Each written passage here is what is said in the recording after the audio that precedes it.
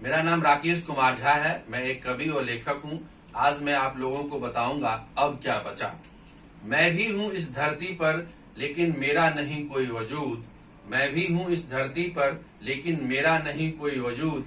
अक्षर ज्ञान के सहारे चला था सिकंदर बनने, लेकिन एक कलम का सिपाही भी न बन सका।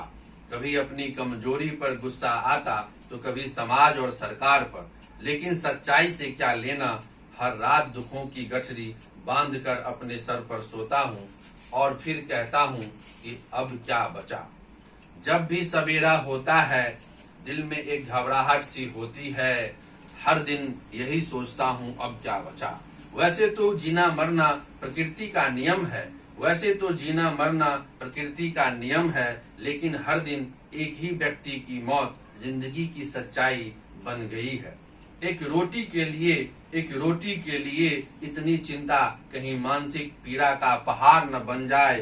सपने टूट गए, मंजिलों के रास्ते बंद हो गए जिंदगी की। आखिर अब क्या बचा, आखिर अब क्या बचा। मैं माना कि मैं बहुत कमजोर हूँ, लेकिन इतना भी नहीं कि एक चपरासी की नौकरी के योग्य नहीं।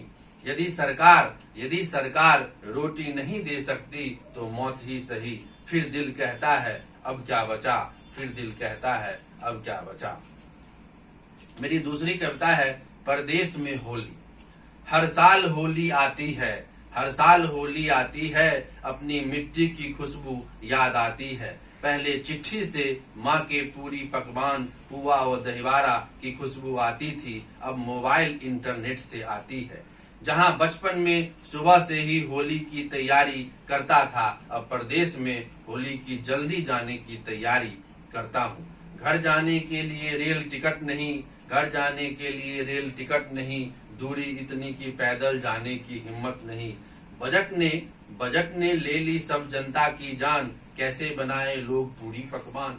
माँ का वो पुआ पूरी और दहीवारा नहीं मिलता बाजार में, चाहे खर्च कर लो पूरी महीने की सैलरी। इस अनजान और बेजान शहर में कैसे मनाऊं होली, किसे गले लगाऊं। यहाँ तो हर कोई बेतार है, हर चीज बिकाऊ है, सब कुछ व्यापार है और पूरा समाज और शहर खरीदार है। बचपन की वो होली याद आती है, गली मोहल्ले की हुड़दंग याद आती है। केले के पत्ती की सीटी बजाकर बटोही को अपनी ओर आकर्षित करने की याद आती है। काश फिर से वो दिन वापस आ जाते, काश फिर से वो दिन वापस आ जाते। बचपन फिर देखो मेरी होली की ताल, थिरक कर नाचता गाजता और कहता होली है। माँ के हाथों की पूरी वो पकवान खाता और भांग पीता, और फिर माँ की पुए जैसी मीठी डांट सुनकर मुस्कुराकर कुछ पल के लिए सो जाता।